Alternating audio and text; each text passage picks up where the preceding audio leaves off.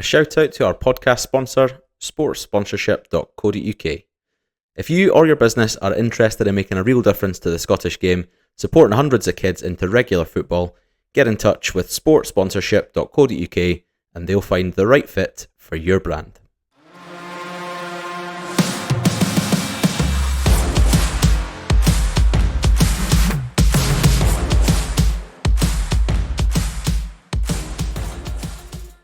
Hello everyone and welcome to Tinpot, a Scottish football podcast with myself, Tom Leask, and my two buddies Matthew Strugnall and Andrew Guild. Coming up in episode 51, we are discussing Heart of Midlothian's near miss with very solemn voices. The Premiership finale from Saturday is the full content of this episode, as well as a quiz at the end. We'll be dissecting the match itself, how that went, the goals, the VAR decisions that were or weren't given, even though that was less of a talking point than in recent weeks, and giving our views on all things aftermath as well, because there's been plenty happening off the field as well. But before we dive into any of that, it was myself, Matt and Andrew doing a Tinpot special in Dunfermline's finest establishment for the game. We were all together watching it. So, how are you, Matthew? I've not seen you since Saturday. 2 whole days. Yeah, fine, mate. Just recovering from what was worse. Was it watching Celtic win the league in a pub full of idiots, or was it watching the British Eurovision entrant who was an absolute clown? I can't tell what was worse. I'm going to go for the Hearts game, yeah. Tight call. The Cool. guy was a gimp. Hey! There was gimps everywhere. There was gimps in the pub. There was gimps singing about fucking pepperoni. I don't know. Did you have a favourite Eurovision entry? Are we going on vibes or are we going on music? Because yes for the vibes, no for the music. I did like Bangaranga. It had both visual and ear interest. What was the visual interest? What would you mean? Just the general choreography of the routine, Right. the scenes that they created within the stage. The lighting was very interesting, and of course the juxtaposition between the song, The jugs position. The jugs. the juxtaposition of the nonsense lyrics with the serious matter of mental health that was clearly the undertone of the song. Overall, a solid effort from Bulgaria, and we look forward to visiting Sofia in 2027. Was that her name, was it? No, I don't know what her name was. I know the song was called Bangaranga, and I will Bangaranga. Yeah, and that's my take on Eurovision. Nice. With you, Andrew, how's things? Yeah, good. It's good to see you both over the weekend. So, it was nice. Nice weekend. Obviously, football was not as I'd hoped, but yeah, no, lots to talk about today. Anyway, about the game and the aftermath and everything else. But I quite enjoyed the Eurovision, to be honest. Like, I thought it was actually all right. you were about 12 beers deep, mate, so that probably helps. It does help, yeah, it does help, definitely. Bulgaria and I think it was Sweden's entry were my sort of 1 and 2, I think. UK was fucking dreadful. Absolutely awful.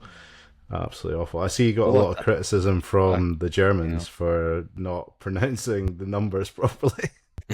Even though it was like 50% of his song. So that's the name of the song. Name of the song. Yeah, and the name of the song, yeah. So, to be fair, he got pepperoni absolutely nailed down. But, poor guy. But he got what he deserved. It was pish. He got 1 point, so... Yeah, that's all he he's deserved. better than the... who are those people that got 0 points? Like the flight attendants or something. I can't remember what the song was. But... I can't remember. I'm sure we've had a few Quite of them. a few over the years. Yeah, something. Yeah. Sam Lovely. Ryder, though, good guy. And Tam, how are you, mate? How'd you enjoy Seven Kings? Dunfermline treat you well? Good, yeah, it was fine. The breakfast menu was a bit confusing. Went in at 11:15 onto the app, tried to order breakfast. No breakfast available to order on the app, so assumed maybe the breakfast menu was closed or off. Went to order a burger at 11:20, which is a strange thing to do for the first meal of the day. And as soon as I'd pressed order, I saw about 7 trays of breakfast walk past me and go to another table. And I think then the lunch kitchen didn't open till 12 because it took till about 12:15 for the food to get delivered to the table. So, yeah, apart from that, mate, Dunfermline is nice. Maybe that's what you get in a big city, though. I'm not used to being in the hustle and bustle of a big city like Dunfermline. It was busy, and Tam didn't bother to book a table, so we were stuck by the door, with the TV getting blocked by various people coming and going, and just generally standing in the way of us. But I didn't notice any of that. I had a perfectly good view the whole time. Yeah. And if I was going to ask someone to move, I don't know where I'd be asking them to move to. It's a really tricky question to answer. Yeah, perhaps the way you were standing during the first half would be good. But yeah, I think maybe you just got bored of that view, though. Maybe just, you know. Either that or he was trying to flirt at me by shoving his ass in my face. Either way. If you're listening, comment down below. You know who you are. His attention span means he's not listening 5 minutes in, let's be honest. He's already probably started banging his head against the wall. Stupid. Anyway, that was a Hibs fan that was in the pub celebrating every Celtic goal like it was a Hibs Champions League final winning goal. Unbelievable. Sad thing. And stood in our way for the majority of the second half. So thanks for that, Kev, I think your name was. Lovely man. What a sad little life. I've seen all the social media clips of the Hibs fans in the pub. Bad stuff. Giving it big licks. Yeah, down in the Hibs boozers. That's what you have to live for. It's pretty sad. Like, it's interesting. Like, I can understand them not wanting Hearts to win the league, but to go out to the pub specifically to watch it, to celebrate their failure, seems a bit strange. But yeah, they know it'll never be them, so they have to take joy in the misery of others as they languish around 5th place, potentially getting into the Conference League 3rd qualifying round every now and again, and sometimes selling out Easter Road. But you do get pizza there, as far as I can recall, so fair play. Chance to be a fine thing. Yeah. Right, let's get on to the main event. Yes, as I said at the top of the show, it was Celtic versus Heart of Midlothian, the title showdown, which we'd been talking about for weeks in the build-up. And the biggest domestic Scottish game of our lifetimes, I think, by far, in the build-up to that. That was the feeling. That was the atmosphere in the pub, certainly from the neutrals. There was a few Hearts boys in there and quite a lot of Celtic fans. And I think everyone was kind of looking forward to that game, no matter what team you support. So the game itself will sort of pick that apart a wee bit, but the final score was obviously 3-1 to Celtic, with 2 late goals from Dyson Maeda and Donny Osmond in the 90+, 7th and 29 seconds, I think it was. Wait, I don't know, is the game still on TV just now? I think. Yeah, I didn't hear a whistle. Did you hear a whistle? I didn't hear a whistle. Yeah. I just saw Don Robertson scuttling off down the tunnel like a rat. He is. Maybe it's still on. No, so a few interesting things with the lineup we saw, which raised a few eyebrows. So obviously Claudio Braga apparently was nursing a bit of a groin strain. 3 games in the space of a week. I think he was not fully fit. So they've brought in Kabore. They've obviously gone with Kingsley slightly out of position and put Milne at left back. Put Altena in the middle of the on the left side of a 4 in the midfield, and put Steinwender at centre back alongside Finlay. So yeah, it was by no means Hearts' strongest 11, and it was most definitely Celtic's strongest 11, and that's how the teams lined up at the start. The biggest eyebrows raised were around Kabore and Braga, but I don't know if you boys agree. I think that first half especially worked a treat for McInnes. He got the tactics spot on. It's as good as I've seen Hearts all season. That first 45 minutes, they were incredible to a man. Exactly what we'd been hoping for. even though it went 1-1 at the break. We were all feeling pretty confident at that stage. What was your thoughts on the lineup, Andrew? The first half, how were you feeling at that stage? Yeah, I mean, same kind of feedback as yourself, with the sort of general surprises in the lineup. But yeah, to a man, I thought they were excellent first half. I thought Kabori particularly was a pleasant surprise in terms of his performance, his application. You know, he was really physical. He was causing a lot of problems, actually, making good runs, showed a good bit of pace. So I think he really stepped up, you know, where a lot of us were maybe expecting him to perhaps be a bit of a weak link in the chain, particularly in attacking areas. So hats off to him. He did really, really well. Unfortunately, I just think the amount of fixtures in a short space of time maybe just was too much for Hearts, and you know, that definitely was showing in the starting lineup, having to have a few sort of key absences, but was definitely showing overall in the second half, wasn't it, as well? So hats off to them. You know, it was a valiant effort in that first half, but I think they just ran out of puff, you know, when it came to sort of running out for the second half, unfortunately. Yeah, not too much commentary around Shanklin's goal. I mean, pretty good striker's goal from his perspective, so not too much to comment on that. And then just before the halftime whistle, penalty, Matthew, for Celtic. No real contention around this one, was there? No. It's a penalty by the letter of the law. Whether the law needs revisiting is another debate, but yeah, clear penalty. It's just unfair. The reward for someone trying to block across hits his hand and you get a free-shot a goal. I just think that it's unfair based on the crime. It should be a suspended penalty, so you can maybe choose to take it at a different game of the season. You know, like a suspended jail sentence never actually happens, so you should never get a penalty. Or you get an indirect free kick, but I don't think that you should get a penalty. Same as the fucking one against Motherwell, penalty for that. Someone can just like score a goal from a shot because, you know, he blocks a cross. It could be going to nobody. Like, it's just ridiculous. The rule needs changed. It should be trying to level up the reward you get for the punishment. You know, for the intent, and it should be a penalty. But trying to block it, it should be some sort of free kick. But the handball rule's fucked, and we know that. It's been the case for a long time. It's just ridiculous. Celtic were terrible in that first half. Created nothing. They could not break Hearts down, and then for them to get a goal so lucky, it's just really annoying. Yeah, I think if they go in Hearts 1-0 up, I think the game plan wouldn't change as such, but the way that they'd view the game or the energy they'd have around it, you know, it's such a punch to the gut to concede a penalty in the way they did so close to half time. If you go in at 1-0, McInnes has probably already prepared that message in his head. He's probably thinking, right, this is what we're going to do, this is what we're going to say, this is how we're going to be coming out for the second half.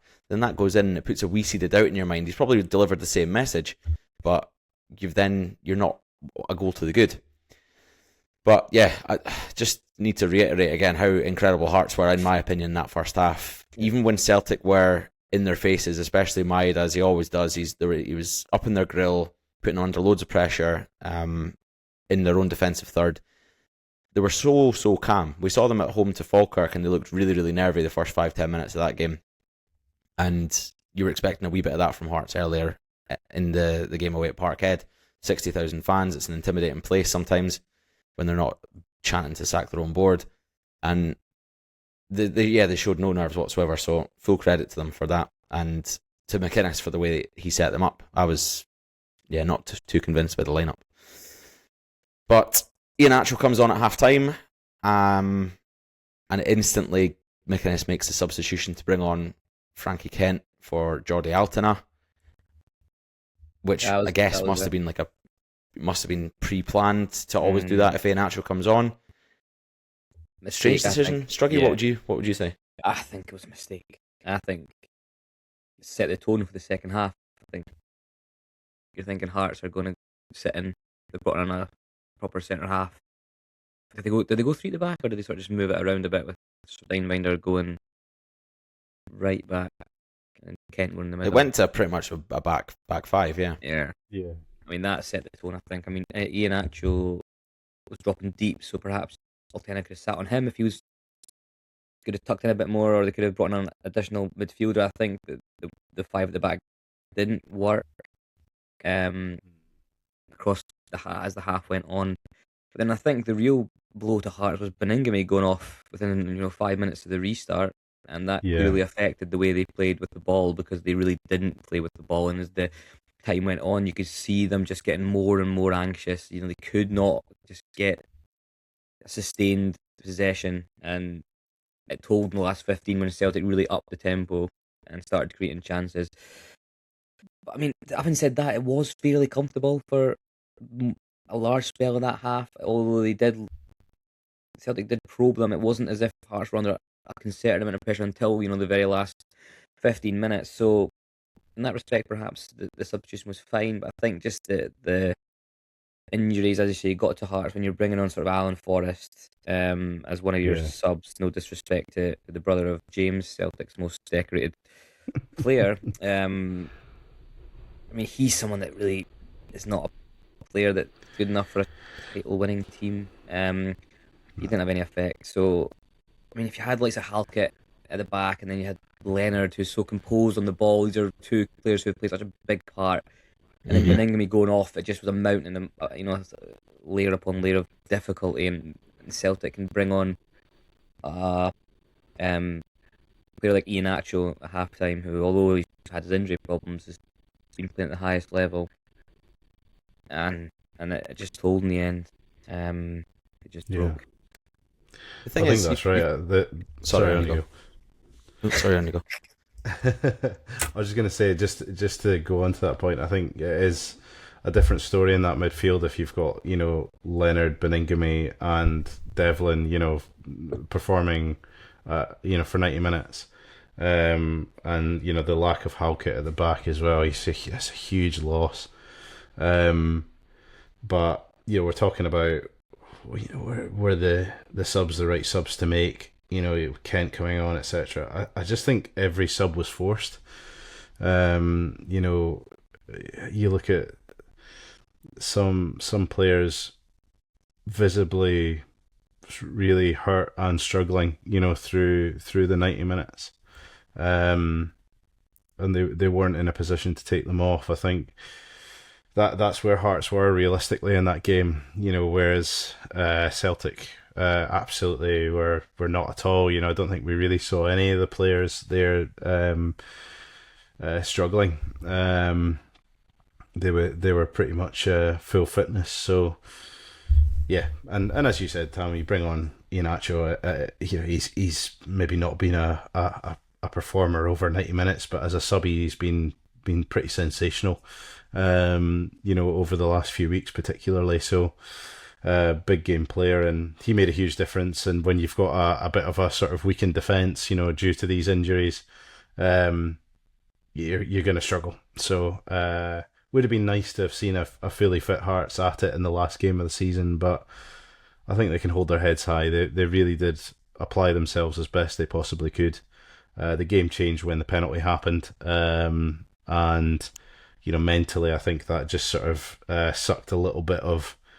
I don't know, maybe adrenaline out of the occasion for a lot of them that maybe then might have just soldiered on for an extra 10 minutes or so before they maybe had to get hooked or whatever. So, I think that was a huge mental blow for them.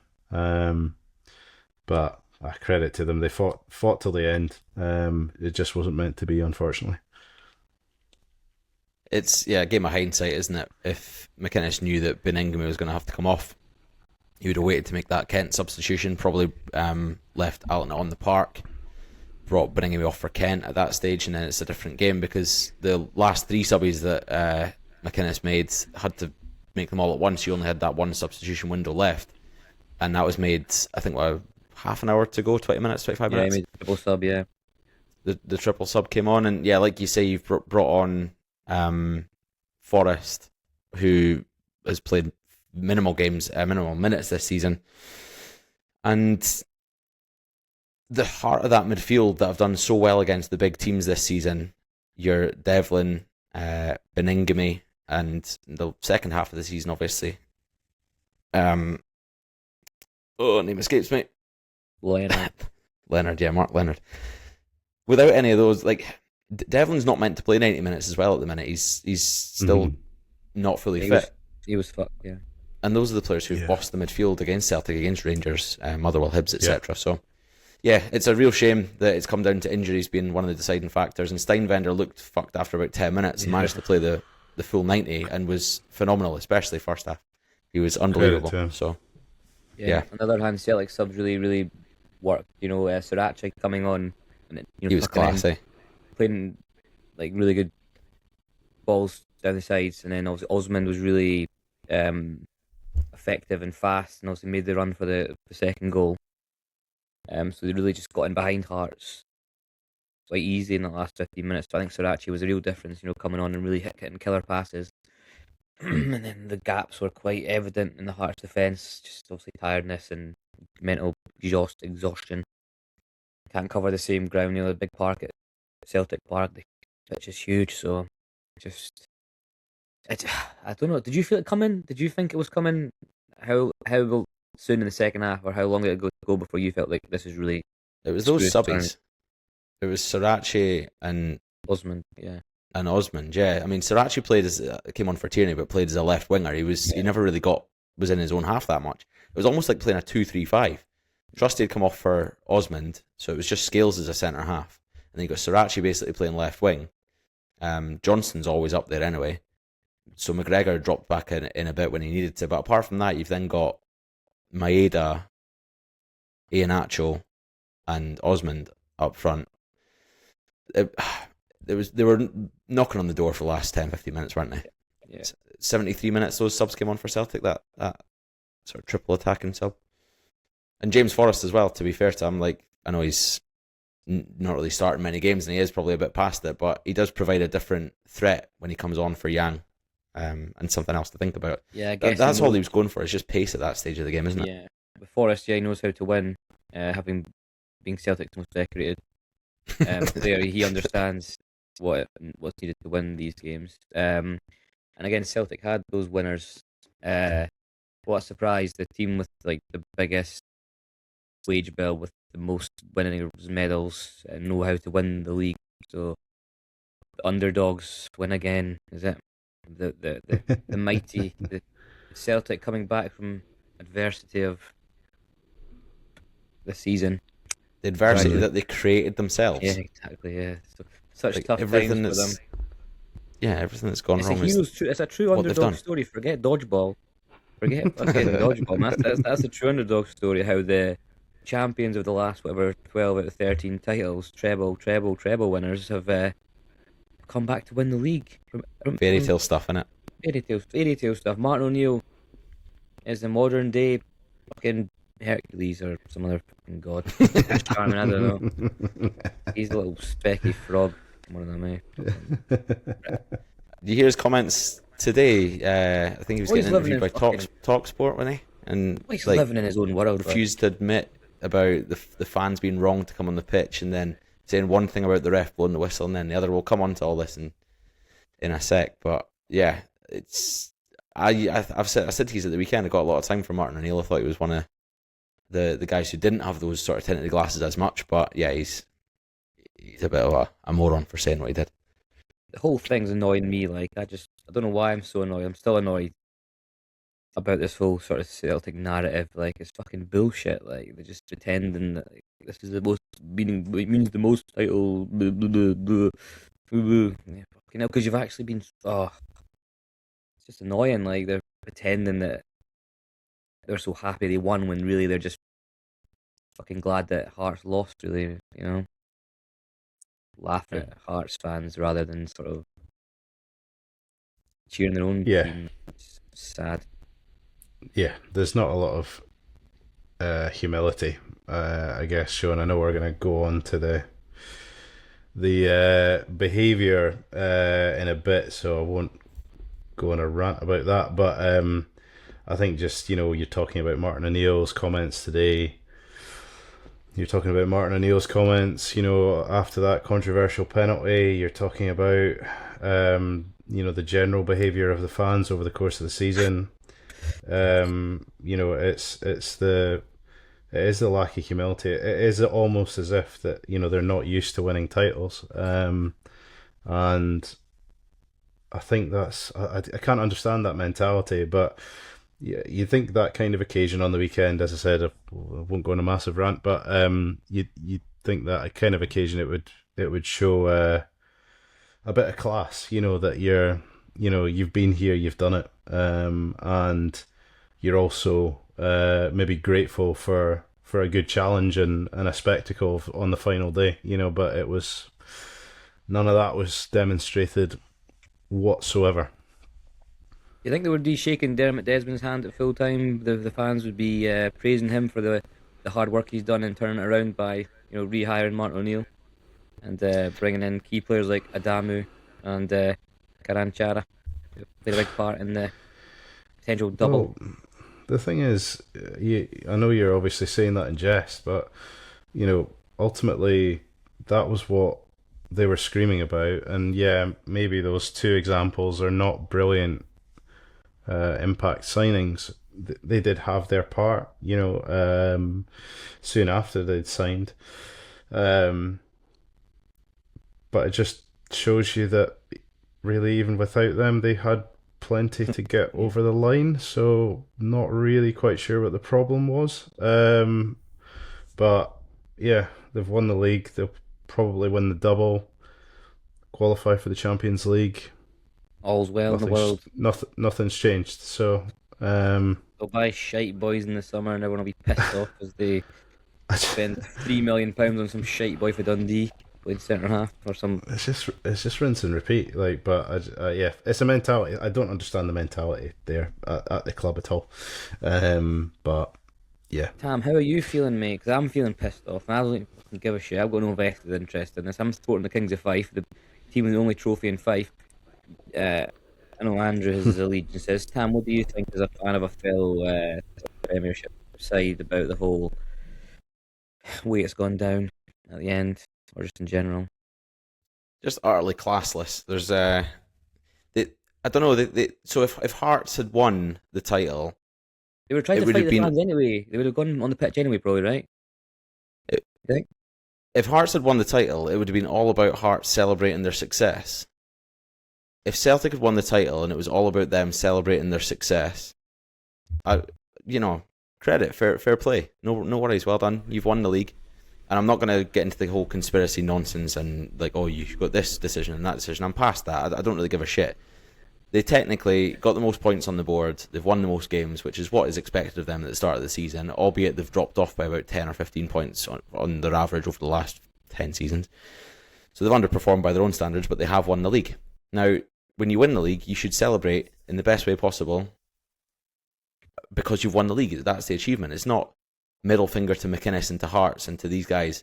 And yes, the Hearts fans and the Hearts players probably behind the scenes have had this thing about defeating Celtic and overcoming this massive giant that's in the way. And they probably do take jibes at Celtic for these things because that's what the underdog does. It's you have these shots at the big teams and you take the piss out of them. But when you're the biggest team and you're the best team, you then don't do it to the people below you. In my opinion, you shouldn't. You should celebrate your own success and nothing else. I think I agree with you to an extent, but I think it's just to the level of which these kind of jibes or behaviour is taken. Ultimately, Hearts have never done anything violent. Hearts have never done anything that's crossed the line. They've maybe sang a few songs or whatever, that are goading the challenger, the opposition, whatever. But they've not taken it too far. I'm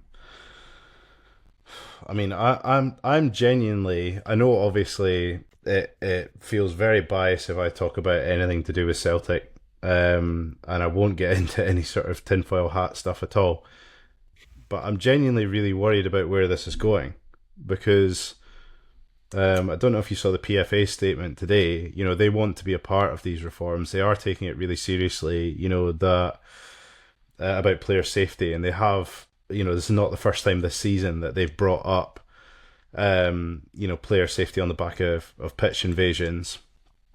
And you look at the statement from the governing body, it's a slap on the wrist. It's going to result in a fine or something.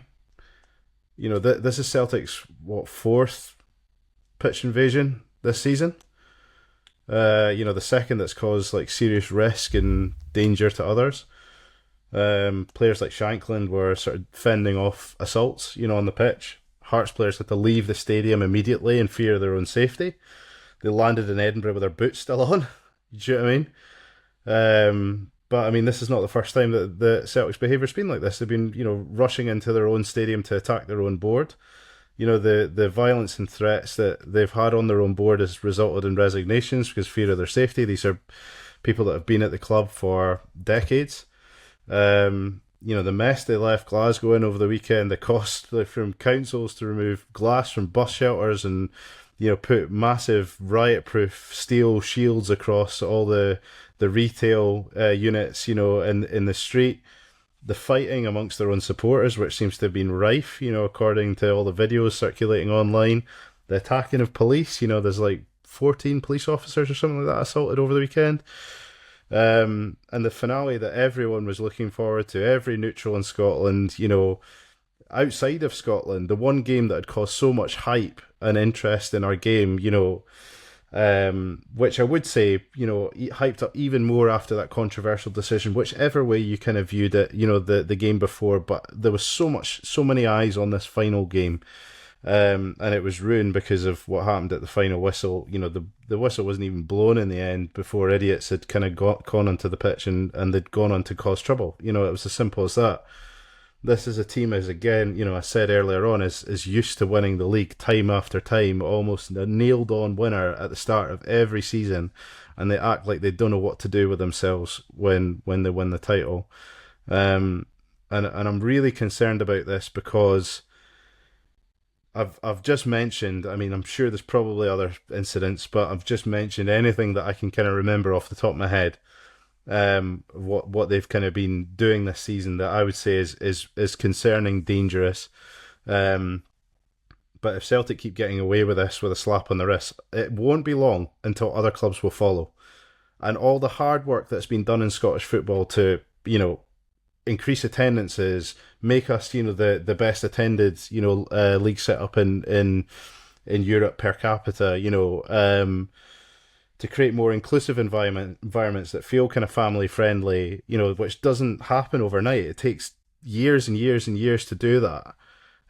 Match day experiences, are just going to go down the toilet. And can you honestly say that now that we're turning a corner and we're seeing the alcohol ban getting lifted, can you honestly say that kind of behaviour is going to be deemed acceptable and bans like that are not going to then return as a result? They will. They absolutely will. And it's all because the governing bodies are not doing enough about it. There's no consequences to this at all. What do you get? A 5-figure fine to a club that's claiming in millions a year? It's a waste of time. But I'm more concerned about whether Rangers fans then kind of feel, well, if they can do that, we can do this. Aberdeen fans, have not got the best behaviour record. You look at Hibs fans, etc. Like that, it can spiral. It really can spiral. But if somebody doesn't get a grip of this, and I'm not saying Celtic should have the league stripped off them or points deducted or whatever it is, as a consequence, but somebody needs to draw a line in the sand quickly this summer and say, if these things happen next season, this is what the consequences will be, and they will be really, really, really fucking harsh. And it means that in a situation like that, which might be once in a lifetime for us, but if a situation like that returns where we've got a finale on the final game of the season, we're not robbed of that because of their shitty behaviour. But they're lawless at the moment, and it's a huge fucking worry. Yeah, and I echo everything Andrew says, and I'm going to boycott all Scottish Premiership games next season. I'm only going to go to Championship games out of protest, so you won't be seeing me at any Scottish Premiership games. It's fact. Unless I've got hospitality. It's paid for by someone else. Then I'll be gone. Was there pitch invasions at Oakleview in the second leg of the There playoff was. final to get into the championship? There is. That was I mean, happy moments. There's a pitch difference. invasions happen. Like, that's the thing. But, you know, and wherever you draw the line on pitch invasions, that's up to the governing bodies. But the fact of the matter is, you know, there's a clear trend by one club this season that this, you know, poor behaviour after poor behaviour that is dangerous, you know, a lot of it illegal. And the consequences, have you seen anything significant happen as a result of this?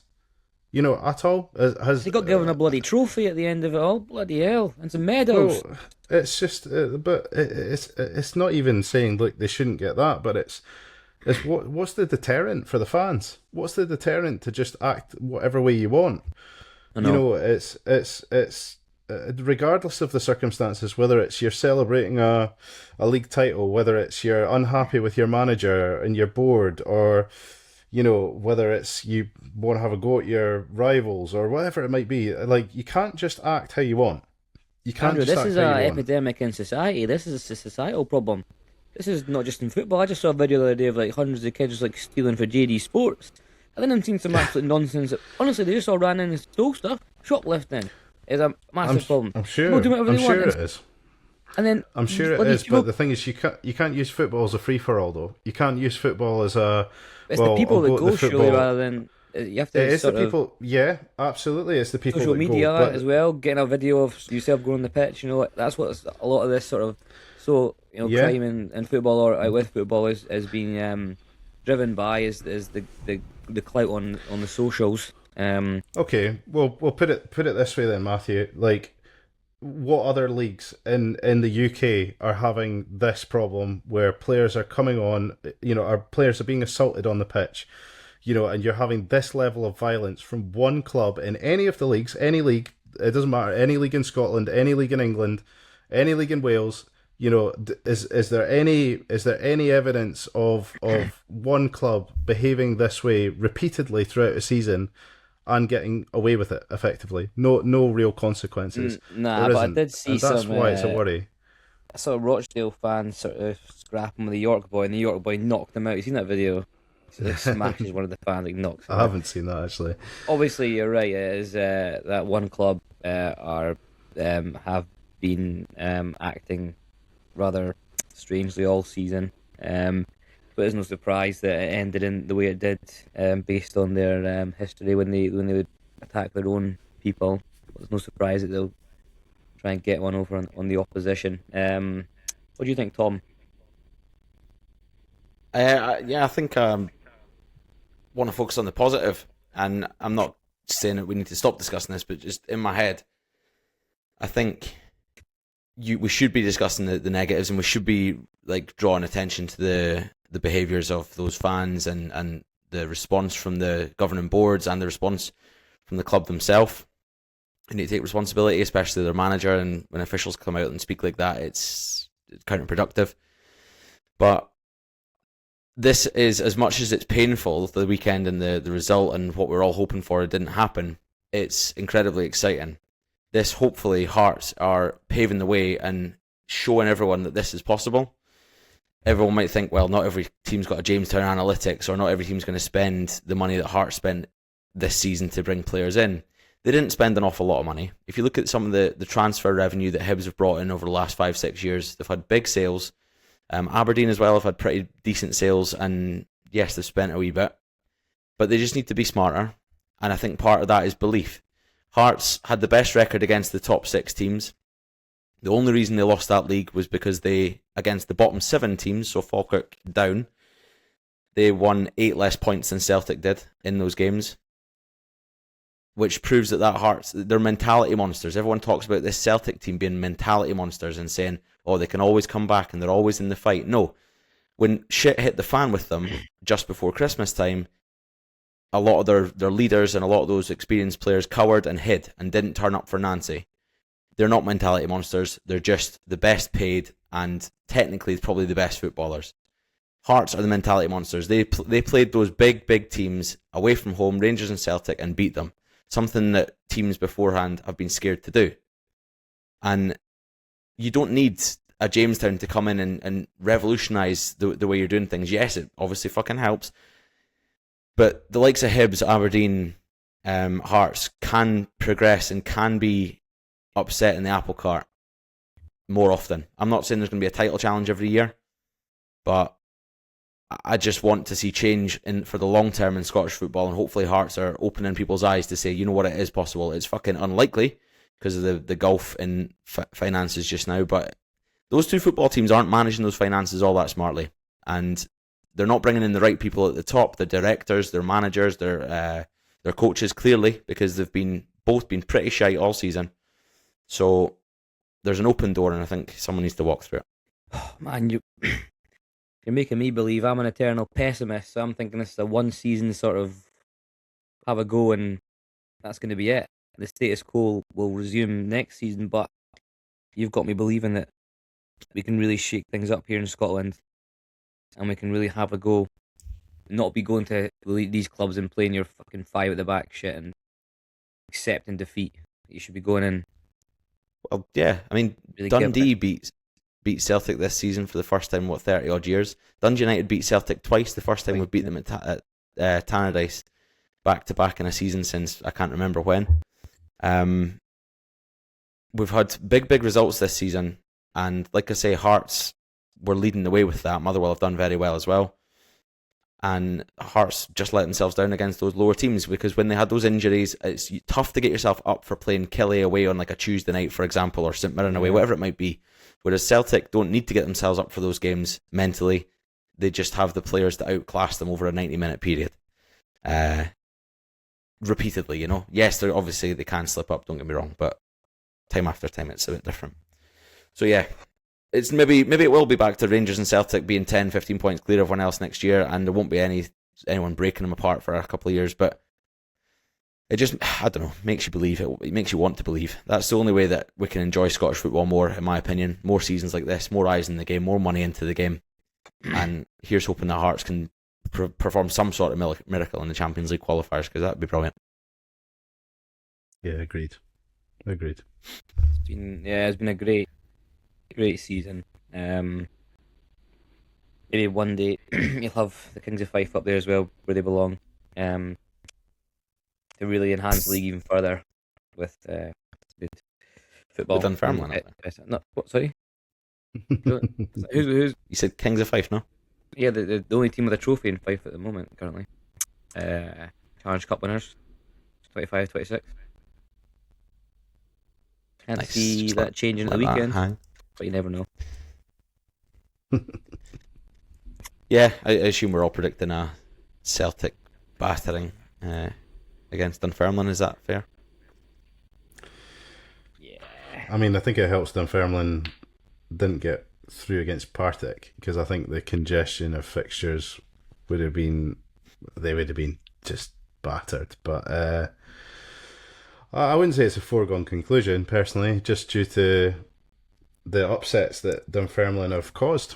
So, yeah, I think they're in it, but I mean, obviously Celtic are clear favourites, and will get a huge boost after winning the title as well. So you'd be foolish to bet against them. Dunfermline really well organised under Lennon. They've got some really good talent in there, and they ran Thistle really close. Knocked out 3 Premiership sides, is that right, on the way to the final? I think they beat Aberdeen, Hibs, Falkirk, You know, Lenny runs the top 6 as well. Yeah. That's right. Lenny knows his stuff, man. He's gonna. I think he'll be get a top job again next season. I think he's a great manager. What do you mean? You think he's going to move on from Dunfermline? Yeah, of course. He's too big for Dunfermline. So. He's better. I don't think he's going to. No, he's part of that project. They've got bigger ambitions, I think. What if Kelly came to him and said, "We'll give you the job permanently"? Kelly? No. Or someone equivalent, like St Mirren, if he stay up. You tell me you would rather stay at Dunfermline? I think so, because I think you look at the investment that's come into Dunfermline, and they are applying that, I suppose, gently and sensibly. You know, Lennon was a huge investment, But around that, they've been pretty sensible, and they've clear ambitions. And Lenny's sort of said that clear ambitions to go up and stay up. So I think be interesting to see what they do over the summer. But they should probably on paper be one of the teams with the biggest budgets in the Championship. It'll be a very open league next year. I think St Mirren will probably stay up. You never know. But then you've got Livingston, where the team relegated, and I don't think they'll do much. There's certainly no St Johnstone. And then you've also got Steny and Inverness coming up again, who are. I think it's a wide open Championship next year, so it could be a battle between Wraith and Dunfermline for the title when it's going at Stark's Park. What? Easy, Tiger. I'm saying George Oakley, son, and the boy from East Coast Pride. Yeah, you'll be bang in the middle of the table again. What's that? Sorry, middle table. No, we'll see how it goes. Kings of Fife, something's building at Stark's Park. I'll tell you that. Is that right? Where did you predict Rovers would finish this season at the start of the campaign? Third or first? I don't know. Maybe fourth. You didn't say first. I don't know. Maybe playoffs. We're close. We were just so focused on the big silverware, Of course. On that Challenge Cup, we just had all our focus on winning that cup, so we just struggled a bit. How was the bus parade? Postponed. More importantly, who paid for it? Was on. Links Market was on that week. They'd planned the bus parade along the prom, but they'd forgotten that Links Market was on, so they had to postpone it till next season.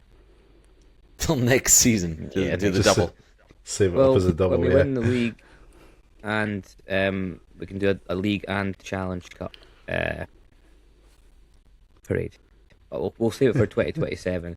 Well, I'll tell the guys, check when the Links Market is. It's the same week every year, so just make sure you are aware of that. Because the fans were keen to get, because the prom's the longest straight road on Kirkcaldy, so it would make sense to go along there, back up to Stark's Park, where we'd have tens of thousands of fans waiting. Alas, the big wheel was taken. They couldn't go along Link Street because they probably get the trophy stolen. Went along Link Street, but anyway. Oh, story. What do you mean by that? Just that there's a lot of thieves, Robin Hoods and whatnot. Yeah. Giving it to the poor and stealing it from the rich. That's what it is. That's saying. This did degenerate. Right. Got that 10 Par's best chance at the weekend just to try and score early, invade the pitch, and then they win. I've seen a couple of things about that on the socials, which is quite funny. But I mean, technically those are the rules now, so game just gets abandoned after that. But the result stands, so it's a good tactic. I'd go for it. I saw someone posted a tweet or whatever it was. I think it was a still of Don Robertson's face, and it was like the audio has finally been published from the game to show when the whistle got blown. And then you click on it, and the audio was just the guy from up north. He's like, "Hello, sexy. I've been thinking about you." Been clickbaited, fucking Bella. Lying there dripping like a knackered fridge. There was 30 seconds left in that game, and those 31 takes 10 seconds to score a goal, so they could have scored like 3 goals in the last 30 seconds. There you go. For example, they get a kick off, they just boot it up front, somebody flicks it on, and the boy smashes it in 30 yards. Right, you still got 20 seconds left. Celtic get possession, they're just a bit nervous, they just boot it up, go straight back to Hearts' goalie. He then boots it off the pitch, flicked on again. Could you believe it? The same guy smashes it in top corner. It's a draw. It's a scandal. It's a scandal. Exactly. I mean, technically, I thought every game Celtic played, it was +8, but actually meant to be +12. There's not 4.5 minutes left. Yeah, how many goals can you score in 4.5 minutes? You do the math, because I ain't going to do it. They don't 10 really seconds have a that goal. much. That's 6 goals a minute. They don't have that much added time on. Seriously, like unless they need a goal, it's pointless. And another penalty. They had more penalties than bloody James Tavernier scored for Rangers in his career this season. Easy, Tiger. See you, Tav. No. Yeah. Good riddance to you, Tav. You're the rat that's ruined the dressing room at Rangers for about 15 years, apparently. One guy, the captain. Everyone hates him. Just causes See, the Gareth players. Barry was on the bench for Everton after 17 years and didn't kick up a fuss. Seamus his last Coleman. Well, yeah, he sat it on Coleman, the sorry, bench, not Barry? Gareth Barry's retired about 10 years ago. Yeah. I know, sorry. And Neil McCann. Coleman's Same, mustard. Yeah, no, I know. I don't know if we've got time to really go on about that, but yeah. Nah. Crazy. We're not allowed to mention weekend. Kieran Bowie then. We're not allowed to mention the We Rangers. can mention briefly Kieran Bowie if you like. I've already talked about it. I can go on a bit. Nice little segue. Yeah. Scored against Inter Milan away.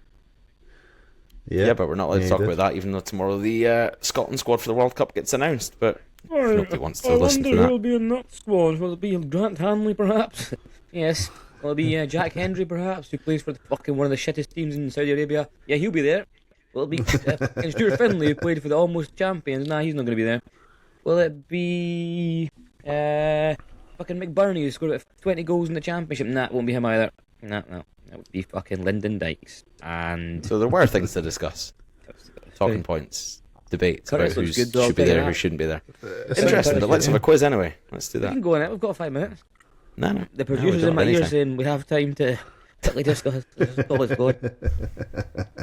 No. Toys are out the pram. Wait, just quickly, Tam, what's your thoughts on the squad? Do you think it'll be the same squad he always picks, or do you think there'll be any surprises? Just one sentence. Go. Surprises. No, that's a word. Sentences maybe like 7 or 8 words. Doesn't need to be. Well, what are the surprises, do you think, then? Curtis will be one. I think he looks quite good, to be fair. Well, Conway's injured, so I'm pretty sure he won't be in the squad. And yeah, when you say surprises, it doesn't mean that it's 6 uncapped players, but players that maybe have had 1 or 2 caps or have been called up before that I don't know might come back in. I don't know, but I think there's 20 spaces out of the 26 that are pretty much nailed on, and then there's the 6 which might be Conway, but now might be Bowie, or there might be Curtis, but could be, I don't know, Josh Mulligan, for example. Do you think any Hearts players will get called up that have played well? No. No, okay. Don't think so. I mean, well, obviously Shanklin, but... I'd take Kingsley, mate. Oh, would you? Yeah, and I'd take... what position would you be playing Kingsley? Left centre-back and a back 3. What? Tinpot opinions. I'm sorry, but I think you have to at least have some fucking Hearts players in the squad that have performed really well. Why? Well, they're Name them. Finlay for one. Okay. That's one. Yeah. Lauren Shanklin, 2. He should be starting up front. Not about starters. This is the squad announcement, and we all agree that Shanklin should be in there. So, which other Hearts players? Cammy Devlin, good player. Also, captain is Chesley not Cobb. for Australia. Chesley Cobb. His dad's Scottish, I think. Or his mum.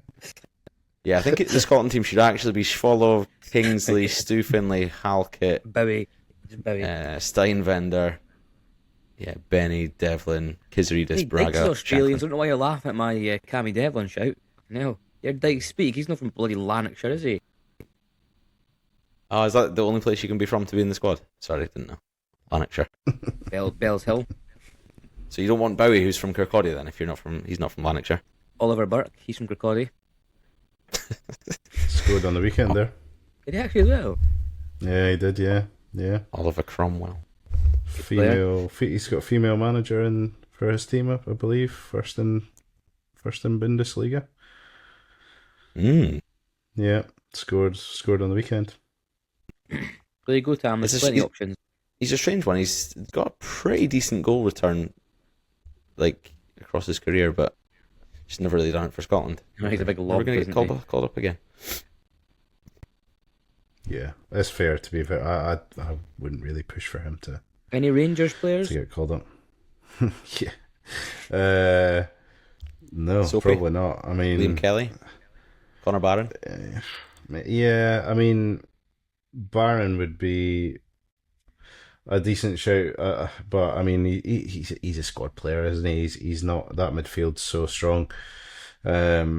Suter, yeah, because you've maybe not got another, a lot of other options. But when you're talking about people like Stu Finlay, who's been starting a lot of games, Suter's been very in and out and very inconsistent. Not had a great season overall. I think I would be really asking questions if I was Steve Finlay to, what have you really got to do to get a call up? But be good at football. But I mean, he's better than Suter. So what? Well, clearly is. Like he's had a much better season. Yeah, he's had a much better season, and he's scored goals. God, one of the Arsenal's players' butt cheeks are right out. Yeah, full ass, almost cock and balls as well. Like absolutely incredible, so funny. We're just sitting there as well for like 10 seconds on the turf. Cheeks out. It's way worse than the replay. It's completely out. Holy shit! Watching this. He's done really well to save the Balls old. were touching turf, I think. Eh? Oh, they were. Yeah, it was. His whole shorts were like actually at his knees. Oh, incredible! So good, so good. But yeah, no, for Rangers, Connor Barnes, your best shout. Great, I would say, but he's never getting a game. Can you be serious after that, Andrew? Laughing at the man's balls. Actually, hold that thought there. I think Connor Barnes tuning back in. But yeah, it's not really many. I mean, Kelly, yeah, if you have to, but he's really Kelly. You would be, yeah, you would be. But again, he's one that's just filling a shirt. Really, he's not going to get. He's not going to get any action, so no Rangers players really deserve to be starting, in my opinion, and that includes John Suter. But I know not every Scotland fan will agree with that. Is it a month left until less than a month now, or is it when's it start? Less than a month, mate. Yeah, that's wild. The 13th American time is the first game for Scotland. The 14th UK time, 2 a.m. So yeah, we'll be bringing you all of the Scottish national team news over the coming weeks, no doubt. So stay tuned for that. But thank you for letting me have 5 minutes on it just now, Andrew and Matthew. Much appreciated. I hope the listeners also enjoyed our squad predictions that didn't make it past 3 names. In a world where sponsorship is more accessible than ever, that world exists at sportsponsorship.co.uk. Whether you're interested in making a difference to your local community or further afield, or perhaps you're looking for access to tens of thousands of followers online to push your brand further than ever, get in touch with sportsponsorship.co.uk. That's sportsponsorship.co.uk. Yes, right, quiz time. And it's a new format again, ish, kind of. It's Matt v Andrew. It's a buzz-in situation. And it is themed around the trophy lift game of each season, the final day of each season. Not each season, I've only picked 5 seasons. The game is, I'm going to start naming the starting 11 of the opposition, so it's not Rangers or Celtic, it's the team that they played on the last day when they won the league.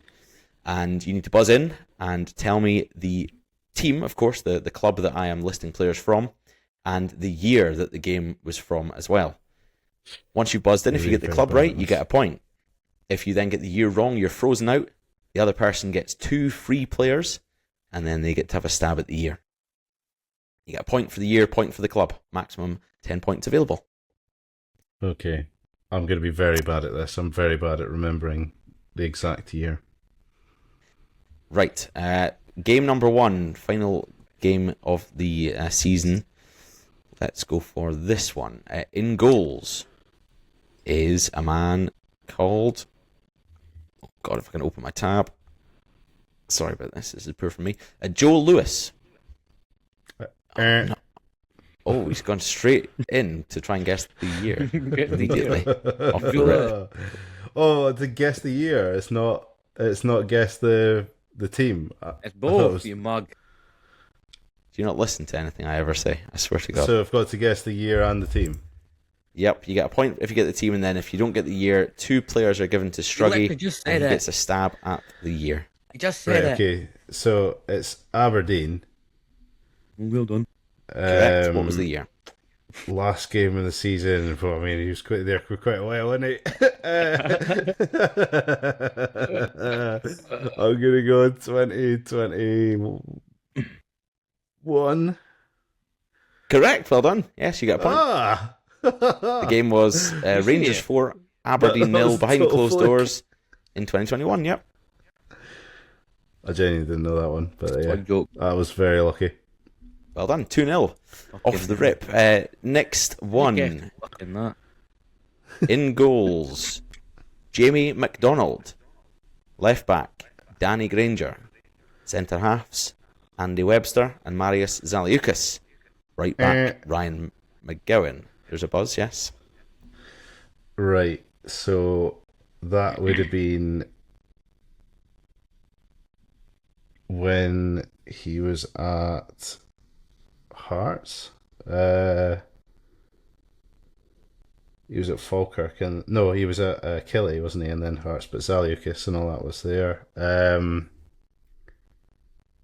was Zaliukas at Hearts? Probably, I'm going to say 2013.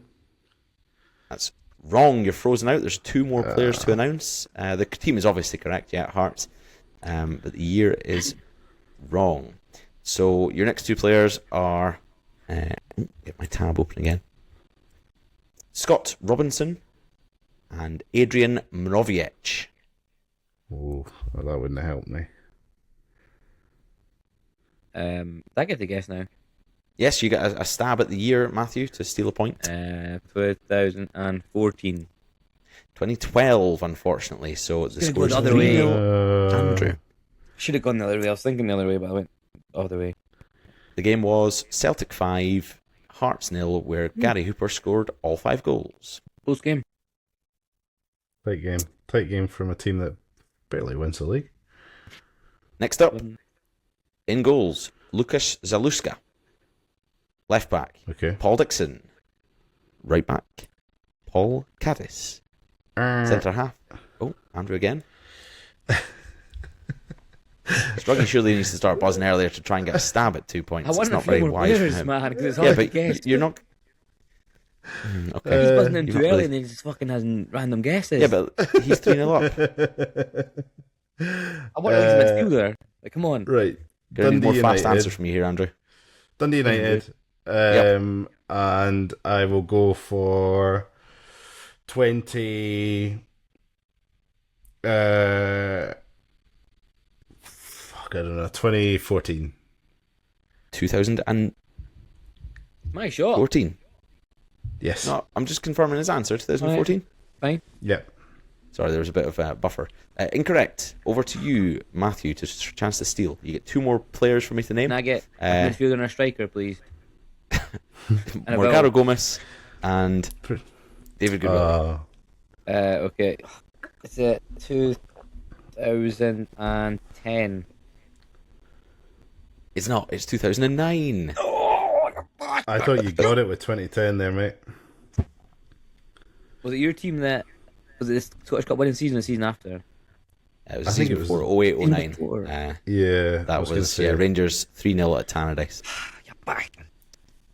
Right, next one.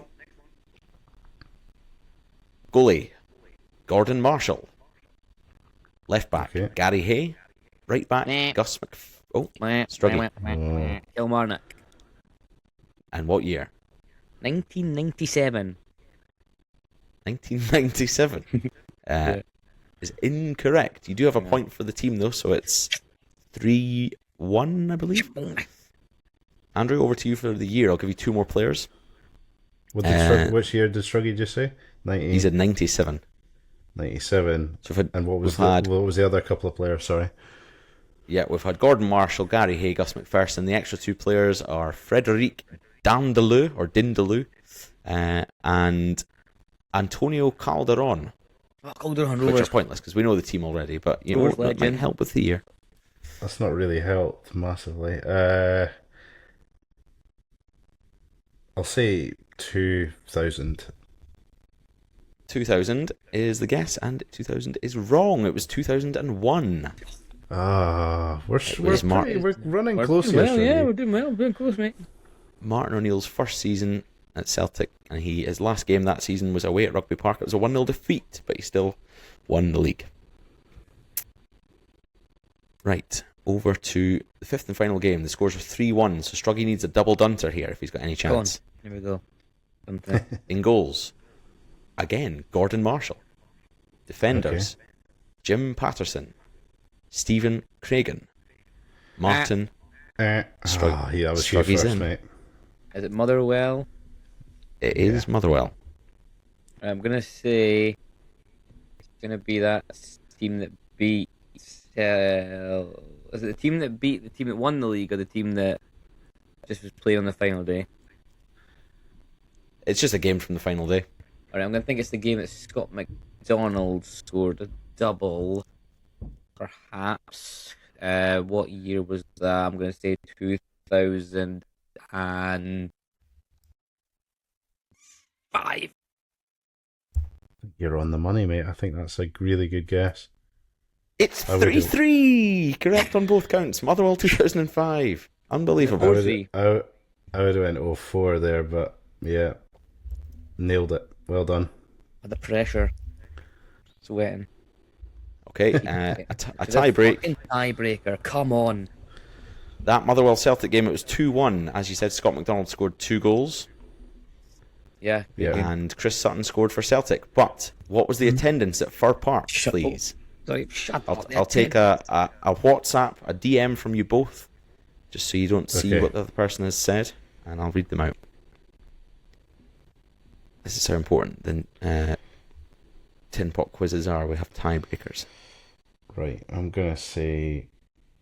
Remember to do it directly to you this time.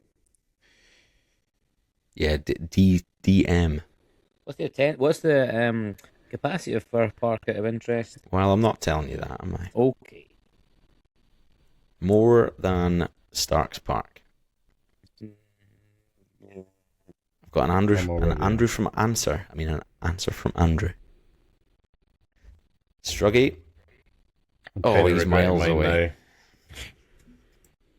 Andrew guessed 11,000. Struggy guessed 16,545. It was 12,994. 944. So you do the maths. Andrew is your champion. All right. Shite Stadium, get Again. a fucking bigger stand. 12,000 fans. Got no offense. You got no rent. What's the capacity of Starks? Sorry? Sorry, what's the Google it? Maybe 10,000. Yeah, I'll get it twice on me. We're a lowly champion. 10,000, is it? Yeah, 10,000. You had to have 10,000 back in the day because there's that stupid rule. Remember? You have to have No. 10,000 to your stadium to get promoted to the Scottish Premier Starks League. Park capacity 8,867. Aye, but it's been reduced slightly Says now Google. because Because no one turned up. East Fife and that. 'Cause they need to That's fact. Things are Fife. Wait, what's the capacity of East End Park? You had to extend the trophy room, so then that took up some seats. So many challenge cups, my man. You're right. I got to give away some stand it. to parade the challenge. Yeah, Dunfermline, What is the I'm not going to worry capacity? about that. Dunfermline, like 9,000 maybe. 11.5. Oh. If we give all Average our, attendance this season, You weren't Dunfermline so Athletic successful. 5487 and Wraith Rovers 3418. if we took all our seats back from East Fife, we'd have more seats. We'd have bigger capacity. Going on the average fans, yeah, well, there's a lot of competition in Kirkcaldy with the Fife Flyers also playing hockey. Kirkcaldy, so it splits allegiances. So yeah, Dunfermline don't have any hockey teams. And you've got the Links Market thing going on as well, as you mentioned earlier. It's done a lot. You'd think with like almost double the average attendance that the population of the town would be double, but it's only about 4,000 in it. Really, was quite embarrassing. Of interest. About 51,000 in Kirkcaldy and about 55,000 in Dunfermline. That's the population of both. And one's a town, one's a city, to be fair, I'll give you that. Yeah, I Yeah. do like the city living. Hey ho. But Win some, yeah, lose there's some. a lot of factors to study the reasons why. For one season only, perhaps that the Oh, do you want to got go back higher to other seasons? attendance. Yeah, can do. That's one for the historians, not for the let's have a listeners look. who are probably fed up now. I think we should just call Last season, 5,575 for Dunfermline and 3,900 for Wraith Rovers. Do you want to go Season back before? again? it. Yeah, yeah. It's a lot of fake news about the internet though these days, isn't there? So It's probably from CNN. yeah, Fox probably News CNN. statistics, mate. Yeah, disgusting idiots. You bridged the gap in 23-24. You were 4,200 average. They were 5,400. So That was our promotion season. We were cheated. promotion push. Oh yeah, when we were in the league. United cheated us out of the title by being better than it. Anyway, call it a day, I think. Call it a day. Call it a Okay. day. Well, thanks for listening. Thanks to Hearts and Derek McInnes and all the guys for the roller coaster season that we've had. Hopefully, get more of the same next year. Yes, And please. thanks to all you guys for sticking around. Thanks to Struggy and Andrew. Any parting words, lads? I love you. Please comment and like and subscribe. Thank you. Yeah, I'd just like to give a big heartfelt thanks to all the listeners throughout the season. It means a lot to us to know that there are tens of you listening every week to us. Already rambling. We enjoy doing the podcast. We hope you enjoy listening. And it's been a privilege and an honour to be the voice in all your ears whilst you're, walking the dog or going for a run, doing the dishes. And I am going on tour this summer around the UK, so go on my website for my ticket, get your tickets. Struggy.com. What's your website? Struggy.com. www.struggy.com/tickets. And yeah, just stand up comedy and just Get some merch on your website. Some hoodies, some tongue weights, some Yo, tongue weight. car air fresheners. See you later. Bye.